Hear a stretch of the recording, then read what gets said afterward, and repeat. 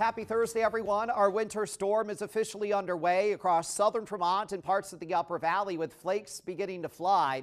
A winter weather advisory has been issued region-wide until 10 o'clock tonight, but as that expires, a wind advisory kicks in across northern New York for gusts that could reach up to 50 miles per hour, if not stronger. That'll blow around and drift around any of the snow that falls today, but it also could result in some localized power outages late tonight into early Friday morning.